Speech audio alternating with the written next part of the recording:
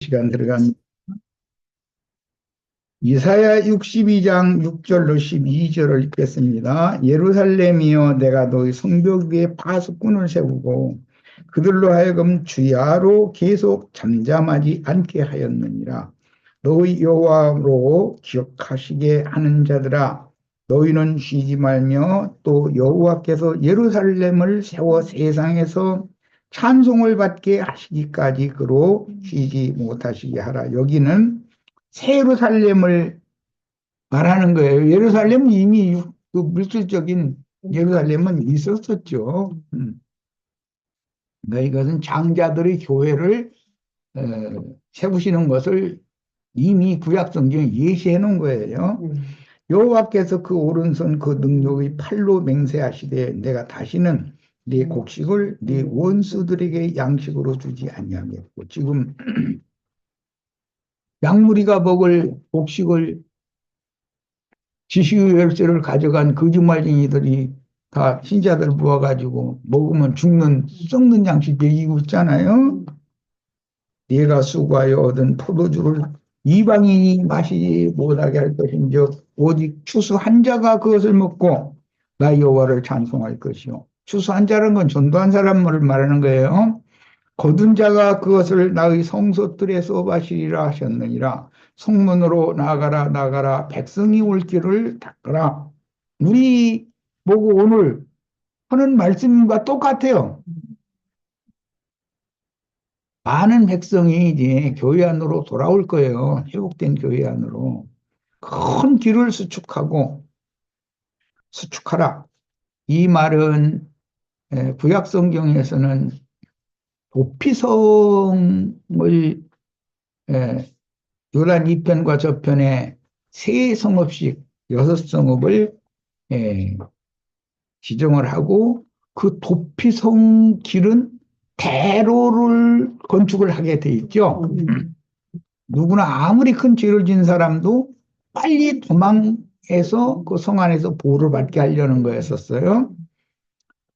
도를 지어라 만민을 위하여 기치를 들라. 기치라는 건 이제 깃발을 세워라 그 말이에요. 그럼 어디로 내가 도망가야 된다라는 걸 알고 도망가게 하려고 그런 것이죠. 세상 모든 죄인들은 교회를 발견하고 교회로 도망을 해야 돼요. 그런데 우리 이제 지체들이 아직 때가 안 돼서 그러는지 여기 기치를 좀 높이 들고 외치시기를 바래요. 나 혼자는 해봐야 그 힘에 붙이는 일이고, 여호와께서 땅 끝까지 선포하시되 너희는 딸 시온에게 이르라. 보라, 네 구원이 이르렀느니라. 보라, 네 상급이 그에게 있고 보응이 그 앞에 있느니라 하셨느니라. 사람들이 너를 걸어 거룩한 백성이라. 여호와께서 구속하신 자라 하겠고 또 너를 걸어 찾은 받은 자요 버림받지 아니한 성읍이라 하리라. 버림받은 성읍은 포로로 사로잡혀간 예루살렘이고, 예, 찾은 받은 성읍은 포로에서 돌아온 자들이 새로 건축한 새 예루살렘이죠. 그래서 새 예루살렘이라는 말이 있는 거예요. 아무나 천국의 제자로 쓰임을 받는 것이 아닌데 특수 임무를 수행할 제자들은 주님을 따라다니는 무리인 천국 백성과는 다르며 천국의 아들들과 천국의 백성들은 다릅니다. 그런데 어떤 사람들은 이제 이런 이치를 모르고 하늘에서 상급이 어디가 있냐 말이야. 영이 거듭나 구원받으면 다 상급이 똑같은 거지. 그런데 그럴 것 같으면 우리가 살아있는 동안은 세상 부귀영화도 잃고 다 누리고 마지막 숨거두게 생겼으면은 5분 전에 목사님 초대해가지고 믿습니까 하면 손가락 까딱하면 요거랑 손가락 움직였다고 천당 간다고. 이게 제일 똑같은데 뭐. 이 얼마나 거짓말들이 유행하고 있냐는 것을 말씀드리려고 얘기하는 거예요. 그래서 하나님의 일에 세상의 박해 중에도 충성스럽게 동역한 참지자들은 천국이 나타날 때 받을 상급이 무리가 받을 상급과는 다른 거다. 그냥 백성이 되는 상급도 상급이죠. 그러나 백성을 다스리는 이기는 자가 되는 것은 더 큰 상급이죠. 믿음으로 천국의 자녀가 되었으나 충성스럽게 천국을 세우고 사람들에게 전도하여 세상 나라를 주와 그 그리스도의 나라가 되게 하는 하나님의 일에 동역한 공로들이 각각 다르니 상급이 각각 다른데 이것이 하나님의 공의로운 판단인 것이다. 감히 베드로 사도나 바울 사도와 나도 상이 똑같다 이렇게 하면 나는 그게 안 믿어져. 아무리 믿으려고 했어도 사도로 택하신 제자들과 주님이 함께 타고 갈릴리 티베리우스 황제가 그 갈릴리 바다를 티베리아 바다라고 이름을 바꿨죠. 자기 이름을 따라서 티베리아 바다를 건너실 때 다른 배들을 타고 주님이 가신 곳에 뒤따라온 제자들도 많이 있었으나 이건 많은 무리죠. 바다 중심부에서 갑자기 일어난 광풍이 지나간 후에 주님이 잔잔하게 하신 후에 따라왔기 때문에 이들은 무리는 평탄하고 안일하게 바다를 건너온 거예요. 그들은 제자들에게 축사해 주신 떡과 물고기를 제자들을 통해서 얻어먹어야 돼요. 그러면 제자들의 사명과 5천 명, 4천 명의 상이 같다면 그게 말이 되겠냔 말이에요, 이게. 그러니까 갈릴리 바다에서는 갑자기 이제 광풍이라고 우리는 지금 말하지만 돌풍이라고 그러죠. 돌풍이 지나가므로 노을성 파도가 갑자기 이는 현상이 자주 발생했는데 갈릴리 바다는 해수면보다 약 240m 아래 평균 이 바다의 그 수면보다도 더 낮은 곳에 그 넓은 호수인데 그게 이제 바다라고 부른 거죠. 호수 하도 넓으니까. 표면 또 온도가 갑자기 상승하면 기압골이 형성되어 남동쪽의 고온으로부터 거센 바람을 일으키게 된다고 합니다. 나는 그 팔레스타인 땅 성지순례라는가 봐서 모르는데 우리 윤자매님이 돈 좀 내가지고 나 성지순례 좀 한번 시켜줘.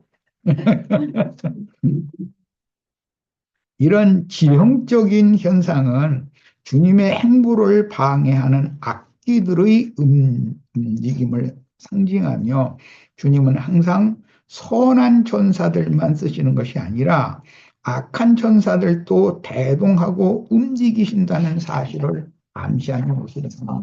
바람과 파도는 어떤 영들의 강력한 움직임을 지금 상징하는 말이라는 거죠. 항상 바람의 움직임은 용들의 활동을 상징하므로 세상 나라의 용어로도 전쟁바람, 피바람, 누구는 바람을 맞았다, 누구는 바람 났다, 이런 이제 용어들이 굉장히 성경이 말하는 어떤 영에 의해서 사람이 움직여지는 것이지 사람이 자기 스스로의 결정에 의해서 뭘 움직이는 것 같지만 사실은 그 어떤 영에 의해서 빛의 영이나 어둠의 영에 의해서 사람이 움직인다는 걸 알 수 있는 거예요. 자, 예수는 주무시는지라 그랬는데 마가는 고물, 즉 배의 뒷부분 선미의 갑판을 고물이라고 그러죠. 배의 앞 갑판은 앞면의 갑판은 이물이라고 그러죠. 이물, 고물 이런 용어가 나오면 이건 순수한 한국말이기 때문에 이해하시길 바래요. 베개를 베고 주무시더니라고 기록했는데 낮에 쉴 틈도 없었던 사역으로 인하여 몸이 피곤하셨던 것도 사실이지만 더욱 중요한 문제는 본문이 주님을 따르겠다는 어떤 제자들과의 대화를 현장감이 생생하게 시청과 교육을 하시는 중이다. 그러니까 교리로만 가르치면 소용이 없는 것이죠. 실제적인 삶에서 교회 생활을 몸으로 배우게 하셔야 되는 거지.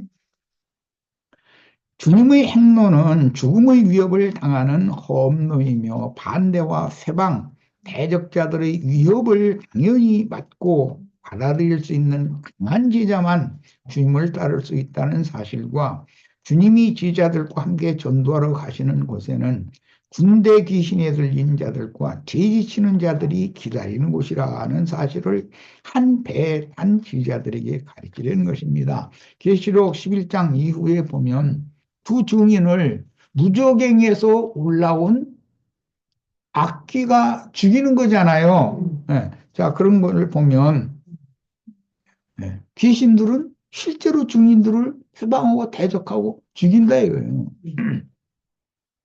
이제 죽이는 방법은 이단자로 몰아서 해당과 관에게 끌려가서 정죄받고 매질당하고 나중에 그런 죽임까지 당하게 하고 하는 그런 일을 하게 하는 거죠.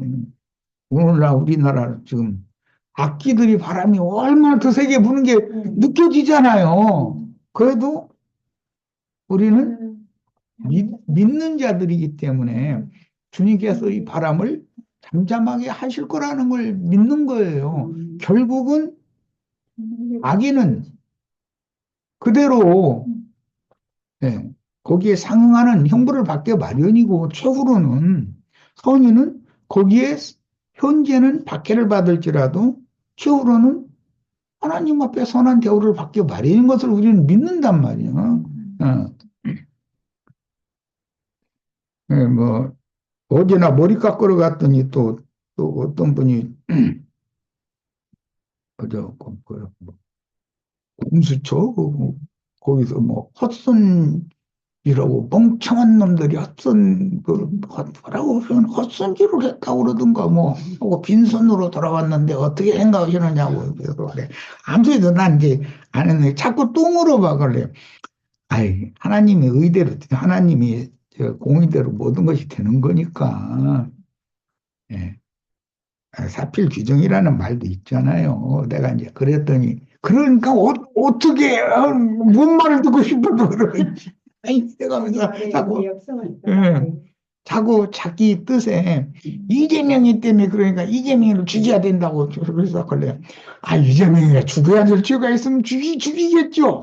윤석열이가 죽일 죄가 있으면 윤석열을 죽이겠죠. 그랬더니 성질을 나한테 막 내는 거. 윤석열 왜 죽느냐고. 이런 식이면 안 되죠.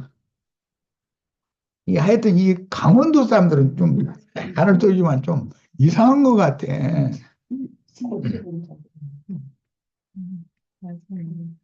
아니, 하나님의 의가 집행되는 건 당연한 것인데, 왜 그렇게 그냥, 음, 너무 불필요한 생각을 가지고 이렇게 왜 그냥 붙잡혀가지고 그러고, 살라니 얼마나 괴롭겠어. 그러고 살자니.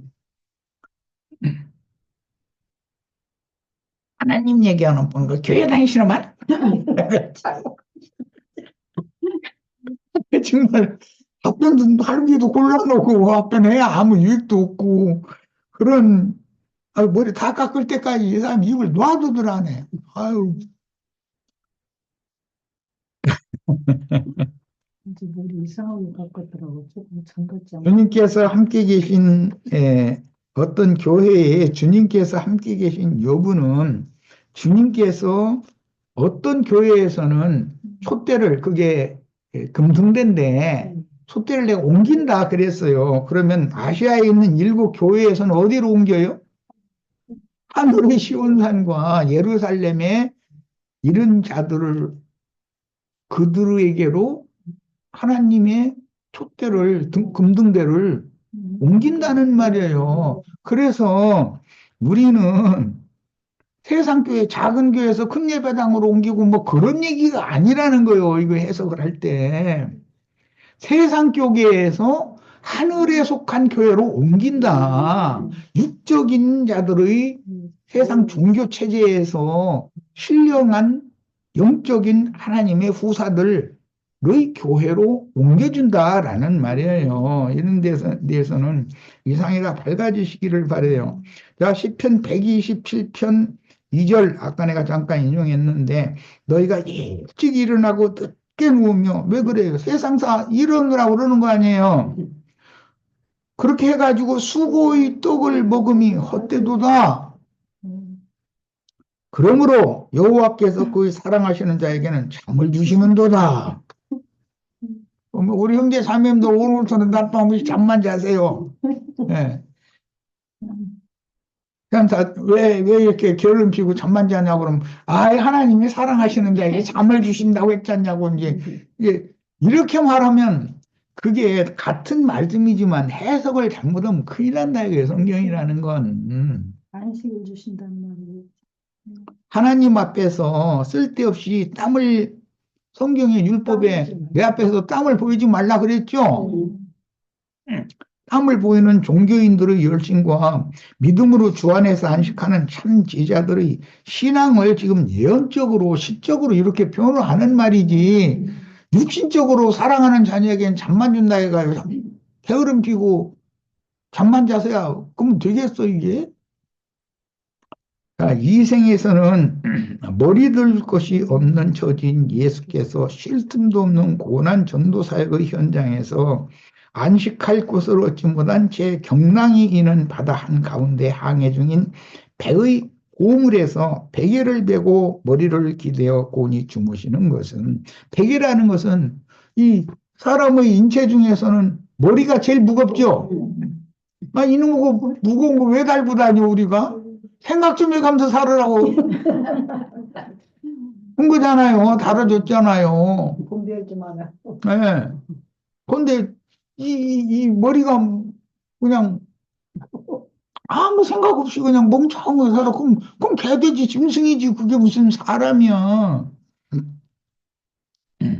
그런데 인생사에서는 머리가 너무 들고 다니는 것이 너무 무겁고 힘드니까 잠을 잔다는 건 머리를 기대고 쉰다는 말인데, 예수님이 우리 베개가 되어주시지 않으면 우리는 이 무거운 이 머리통이가 잘라내든지 해야 돼. 이게 자꾸 내가 얘기하는데 성경을 문자대로만 다 해석하려고 이렇게 들으면 그건 무식한 사람들이죠. 모든 영혼은 그 머리를 기대고 쉴 곳이 있어야 되는 거예요. 그런데 믿음이 강한 예수님은, 믿음의 주인이신 예수님은 이런 똑같은 상황에서 똑같은 배 타고 있는 거 아니에요. 그럼 뒤편은 잔잔하고 앞편만 그랬을 일은 없잖아. 배 전체가 지금 뒤집히려고 하는 중인데. 그럼 예수님은 콘히 베개 베고 주무셔. 그럼 이런 말이 나오면 이게 무슨 의미인지를 해석을 다르게 해야 되지 않냐 이 말이에요.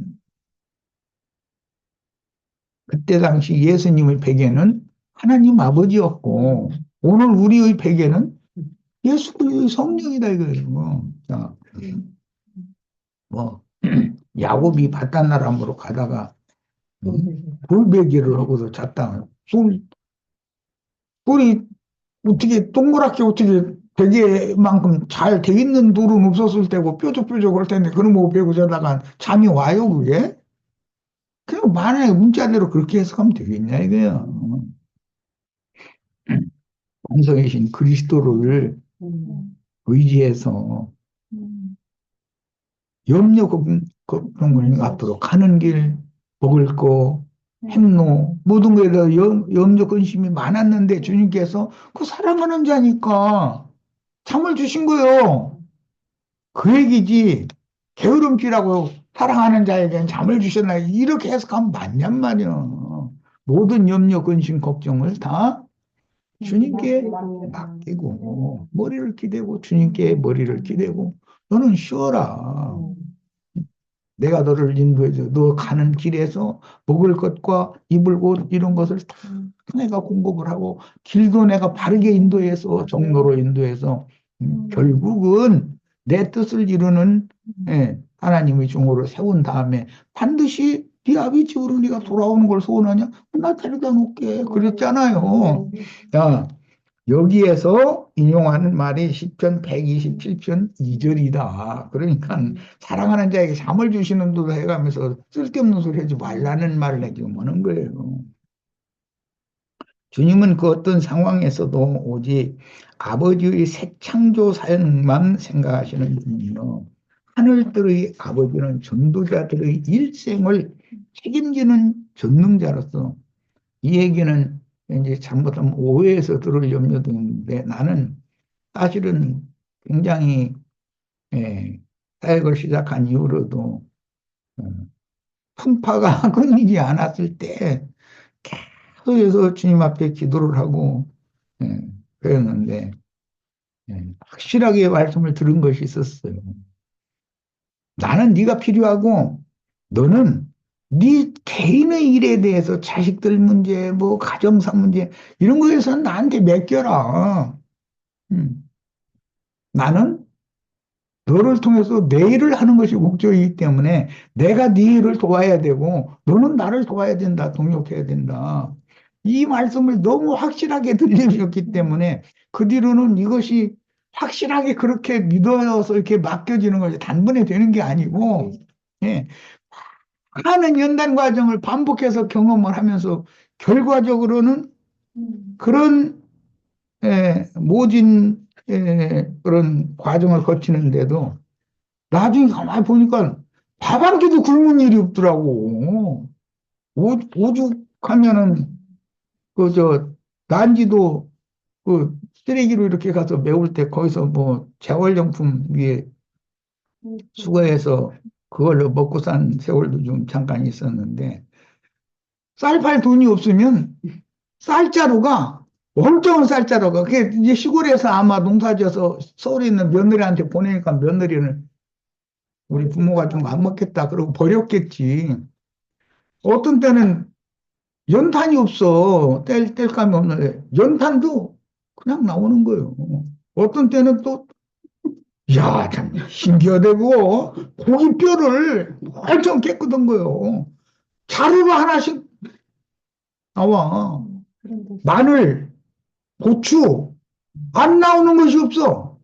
그래서 야, 그 이제 강남 쪽에서 오는 차가 버리는 거기를 이제 내가 했기 때문에 강남 부자들은 그런 거 다 버리더만. 응? 시골에서 보내준 고추니 마늘이니 이런 거 며느리들이 안 먹고 버리는 것 같아요. 그러니까 그게 나왔겠지. 나는 그거 주워다가 잘 먹고 잘 살았어. 이것들이 예. 쓰레기 속에 그래서 야, 참 그 몸으로 배우는 거죠. 하나님이 진짜 전능하시다. 내가 필요한 것을 어떻게 이렇게 다 알고 이렇게 이런 것까지도 다 공급을 친히 하시냐. 이런 감면서 우리 자매하고 그런 얘기에 가면서 눈물 흘리고 그런 세월도 있었어요. 이마만큼 우리 형제 자매님들 매사를 하나님의 생각은 우리 인간의 생각으로는 상상도 할 수 없는 어떤 생각을 하고 계시고 그분의 행사를 사람을 통해서 이루어 나가시는 거는 그래서 기묘자라는 말이 이해가 돼. 참 기묘하신 분이다. 우리 형제 자매님들에게는 나보다도 더 큰 은혜가 임하시기를 바라고 주님을 산 체험으로 이렇게 주님을 만나서 사람들에게 이론과 교리를 전하려고 하지 말고 살아계신 하나님을 만난 생명의 체험을 가지고 말씀을 해석을 해서 가르치면 다 누구나 다 이 성경을 이해한다는 거예요. 하나님이 어떤 분인지를 안다. 다 그런 사명을 충성스럽게 잘 수행할 수 있기를 바랍니다. 이제 시간이 많이 갔는데 이제 25절로 갑니다. 그러니까 주님은 지금 당신의 지휘자들을 시청각 교육을 하는 중이지 교리로만 말씀으로만 왜 앞에는 말씀으로 귀신도 쫓아냈고 말씀으로 뭘 부딪혀서 뭐 고쳤고 다 앞에는 그 얘기만 나와서 말씀으로만 일하는 게 나왔어요. 그런데 이번에는 말씀을 실제 삶에서 시청각 교육을 시키는 중이다 이거예요.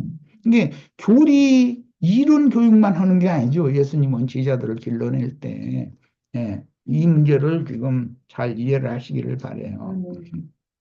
25절 그 제자들이 나와 깨우며 이르되 주여 구원하소서 우리가 죽겠나이다. 갈릴리 해변에서 나고 자라서 갈릴리 바다에 생선을 잡아 생계 수단으로 삼던 제자들이 대부분이었습니다. 갈릴리 바다의 모든 환경 여건이나 풍랑을 만났을 때 배를 다루는 평생을 어부로 살던 사람이고 어업을 조상으로부터 물려받은 사람이니 이 갈릴리 바다의 환경 요건이나 배를 어떻게 부려야 되는 거 이런 것을 이 배도 사실은 제자의 배거든 지금. 자, 그런데 이 일을 갈릴리 바다의 어부들보다 더 잘하는 사람은 없을 거 아니야. 예수님은 뭐 나무 대패질하는 건 베드로보다 더 잘했겠지 아무래도 무슨 노릇을 했으니까. 배 다루는 것은 베드로가 더 잘해 사실은. 그런데도 예수님한테 가서 우리가 죽겠나이다. 우리 좀 살려주세요. 이러는 거예요. 같은 배에 탔는데. 그러니 사람이 세상에서 배운 지식이나 경험이나 이런 것들도 다 하나님의 그 기묘하신 하나님의 행사를 해석할 수 있는 그런 어떤 묘한 방안이 되지 못하는 거다. 하나님의 교육 방법은 놀라운 거죠. 그러니까. 예. 그런 경험이 많은 어부들이 대부분이었음에도 그들 나름대로 경험과 모든 수고가 무용하게 되었을 때 비로소 선미 배의 그 뒤편 갑판을 말하는 거예요. 고물이라고 그래요.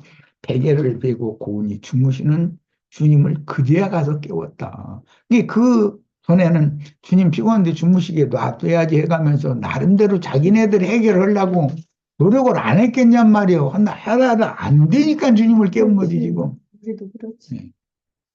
급박은 안 되지. 이런 급박한 상황이 오기 전에는 인생사에서 경험으로 배운 것들을 먼저 사용하게 마련이며 사력을 다하여 할 수 있는 모든 것을 해보게 마련이지만 주님과 한 배에 타고 있다는 분명한 인식이 없으면 이게 교회다 이거예요. 주의 성령이 교회와 함께 하신 것이 믿어져야 되는 것이죠.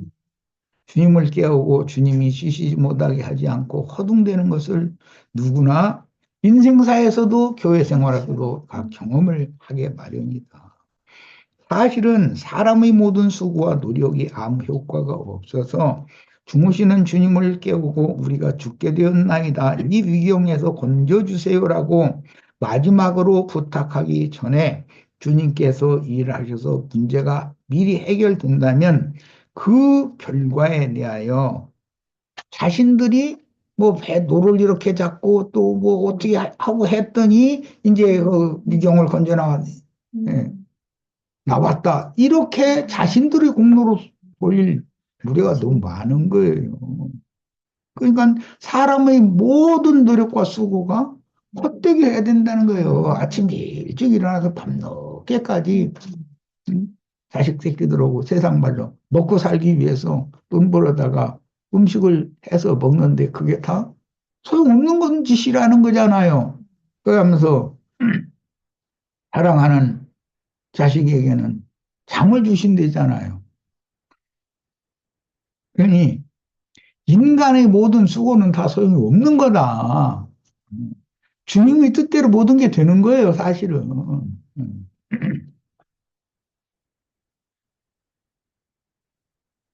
에, 만약에 마지막 고비에 가서 주님을 흔들어 깨워가지고 주님께서 바람과 파도를 꾸짖으시기 전에 이게 문제가 해결됐다면 제자들이 우리가 이 배부리는 거에 대해서 나한테 물어봐. 다 그럴 거 아니냐, 이 말이요. 우리 아버지, 할아버지 대대로 우리 배부려서 이게, 배로 먹고 살았는데, 이래가면서, 배 타는 거 아무나 하는 줄 알아? 뭐, 이제 이렇게 나오는 거지. 그러므로 사람의 수고와 노력과 사람의 그 어떤 방법으로도 도저히 감당이 안 될 때, 즉, 사람이 할 수 있는 모든 것을 다 해보았으나 문제가 해결되지 않고 점점 더 일이 꼬일 때 사람은 진솔하게 무릎을 꿇고 주님을 찾음으로 그때를 기다렸다가 문제를 해결해 주셔야 합니다. 26절, 27절 갑니다. 예수께서 이르시되 어찌하여 무서워하느냐? 어찌하여 무서워해요? 믿음이 없어서 그런 거예요. 믿음이 적어서 그런 거지. 다른 문제는 아무것도 없어. 그들이 경험이 없어. 뭐 배부를 줄을 몰라. 예수님은 배패질은 베드로보다 잘할지 모르지만 배 도젓는 건 예수님보다 베드로가 더 잘해 사실은. 그런데도 제자들은 허둥댔다. 예수님은 편하셨다. 이런 걸 통해서 우리가 오늘 배울 게 얼마나 많냐는 거예요.